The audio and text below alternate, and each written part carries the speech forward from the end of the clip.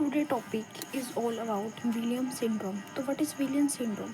तो ये क्या है, एक rare neuro development genetic disorder है जिसमें क्या होती है फीचर्स माइल्ड लर्निंग और developmental challenges like high levels of calcium in the blood and urine and a markedly outgoing personality. ठीक है, it happens because 25th to 27th genes are deleted from chromosome number 7। कि इसमें क्या है, chromosome number जो 7 है उसमें 25 से 27 जीन क्या है, वो क्या है डिलीटेड है, जिसकी वजह से विलियम सिंड्रोम होता है। तो ये क्या है, एक तो रेयर न्यूरो डेवलपमेंट क्या है जेनेटिक डिसऑर्डर है, ठीक है, दैट फीचर्स माइल्ड लर्निंग और डेवलपमेंट चैलेंजेस भी होते हैं। इसमें कैल्शियम का लेवल क्या हाई होगा ब्लड में और यूरिन में भी, ठीक है, और ये क्या करेंगे पर्सनैलिटी को भी अफेक्ट करते हैं। According to national organisation of the rare disease NORD, WS is present in 10,000 and 20,000 infants born in the US। ठीक है, यूएस में याद है people with this condition often need ongoing care मतलब क्या है, उन्हें ज़्यादा केयर की ज़रूरत है। ठीक है, कॉजेज ऑफ डायग्नोसिस क्या है, not having a copy of 25 to 27 gene. ये तो मैंने ये बताया नहीं कि 25 से की कॉपी नहीं होने पास।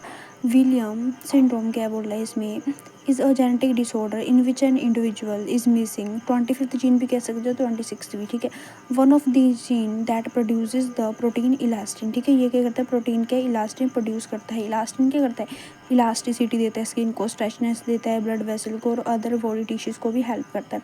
It occurs randomly but if a parent it there is a 50% chance of passing in to child. अगर किसी पेरेंट को है तो 50% चांस है कि वो बच्चे में भी ट्रांसफ़र होगा।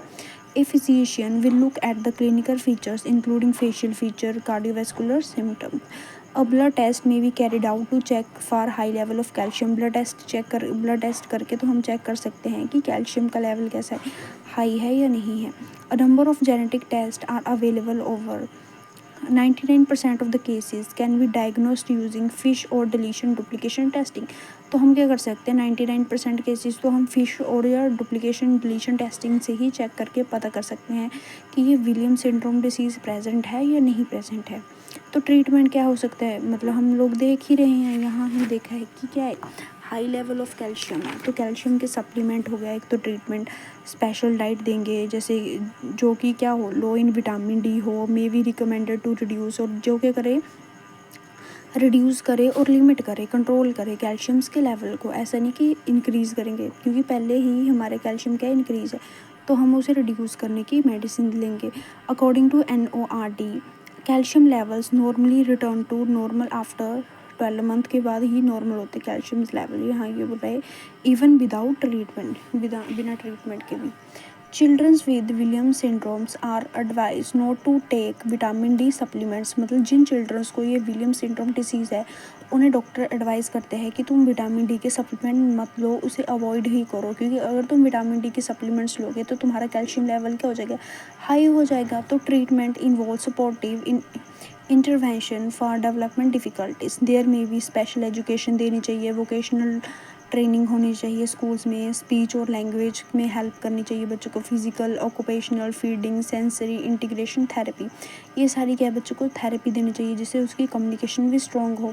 बिहेवियरल काउंसलिंग अलग से होनी चाहिए। Medications are available if there attention deficient disorder ADD and anxiety. Genetic counselling is available for the patient and their family. क्या बोला कि मेडिकेशन तब देनी चाहिए, मेडिकेशंस भी अवेलेबल होनी चाहिए अगर बच्चा एंग्जाइटी फील कर रहा है, ठीक है, जो अटेंशन डिसऑर्डर है तो उसके लिए मेडिकेशंस दे सकते हैं, अवेलेबल होनी चाहिए।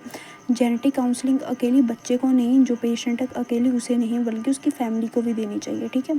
तो सिम्टम्स में क्या आ जाएगा, जैसे फेशियल करेक्टरिस्टिक्स हो गए, स्मॉल अपटर्न नोज होगा, वाइट माउथ होगा, छोटी सी चिन होगी, पफीनेस होगी, आइज़ के राउंड, ठीक है। अडल्ट में have a long face and neck. Adult में क्या होगा, लंबा फेस होगा और नेक भी लंबी होगी। Heart and blood vessel problem. Heart और ब्लड वेसल में क्या प्रॉब्लम होगी, जैसे हाइपरटेंशन होगी, क्योंकि कैल्शियम्स के लेवल क्या है ज़्यादा है तो ब्लड प्रेशर भी ज़्यादा होगा, जिसकी वजह से क्या है, ये क्या है एक जनरली प्रॉब्लम है। The patients will require regular monitoring. ठीक है, तो पेशेंट को क्या है रेगुलर मॉनिटर करना चाहिए। हाइपर कैल्सीमिया होगा, क्योंकि हाइपर कैल्शियम मतलब हाइपर मतलब हाई, कैल्शियम मतलब कैल्शियम लेवल्स, ठीक है, high calcium levels can lead to colic like symptoms and irritability in infants. Day night sleeping patterns may take longer to acquire. Connective tissue abnormalities होगी, जैसे hernia हो गया, उसका risk increase हो जाएगा। जॉइंट प्रॉब्लम्स होगी, ठीक है, soft skin, leg skin, horse horse voice होगी, ठीक है। लो बर्थ वेट होगा, मतलब जब बच्चा पैदा हुआ तो उसका वेट क्या होगा, बहुत ही कम होगा, ठीक है। May lead to diagnosis of failure to thrive. A physician may be concern that the infant does not gain weight fast in. ऐसा नहीं कि बच्चा जल्दी जल्दी वेट गेन कर रहा है, मतलब एक टाइम पीरियड के दौरान ही उसका धीरे धीरे वेट गेन होना चाहिए। कोग्निटिव एंड डेवलपमेंट फीचर्स होने चाहिए, क्या होगा इसमें, ठीक है। May involve mild to severe learning disability, मतलब इसमें क्या होगी, डिसेबिलिटी होगी उसकी कोग्निटिव और डेवलपमेंट, जैसे लर्निंग में प्रॉब्लम हो सकती है, कोग्निटिव चैलेंजेस हो सकते हैं, जैसे उसकी थिंकिंग में प्रॉब्लम होगी, बाकी नॉर्मल बच्चों की जैसे वो नहीं सोच पाएगा। डेवलपमेंट डिले होगी, उसमें डेवलपमेंट डिले होगी, ठीक है। किडनी प्रॉब्लम्स होगी, are slightly more common in people, क्योंकि कैल्शियम क्या है बहुत ज़्यादा है तो किडनी प्रॉब्लम्स होगी। Teeth may have an unusual appearance, being wide, slightly small and wider spacing than normal, मतलब नॉर्मल पर्सन से उसके टीथ काफ़ी डिफरेंट हो गए, ठीक है। तो ये क्या थे इसके फिजिकल फीचर्स, ठीक है। सिम्टम्स क्या हैं, ये हमने ट्रीटमेंट देख लिया कि ट्रीटमेंट में उसे हमें स्पीच लैंग्वेज वोकेशनल ट्रेनिंग देनी चाहिए। ट्रीटमेंट में हमने देखा स्पेशल डाइट देनी चाहिए जो कि विटामिन डी कम वाली डाइट हो, ठीक है। उसे मतलब मॉनिटर करना चाहिए डॉक्टर को, उसे अगेन अगेन उसे डॉक्टर के पास जाते रहना चाहिए। मेन तो तुम्हें ये याद रखना है कि विलियम्स सिंड्रोम किस किस क्रोमोसोम पे होता है, तो याद रखना है क्रोमोसोम नंबर 7, और जीन कौन सा हो सकता है 25th टू 27 जीन, ठीक है। अगर और ये याद रखना है कि ये न्यूरो डेवलपमेंट जेनेटिक सिंड्रोम है, ठीक है। इसमें क्या है कि बच्चे को डिसेबिलिटी होती है, मतलब स्पीच में उसे थेरेपी लेनी चाहिए खुद को इम्प्रूव करने के लिए, और विटामिन जो कैल्शियम लेवल है उसे कम करने के लिए भी उसे ट्रीटमेंट लेते रहना चाहिए, ठीक है।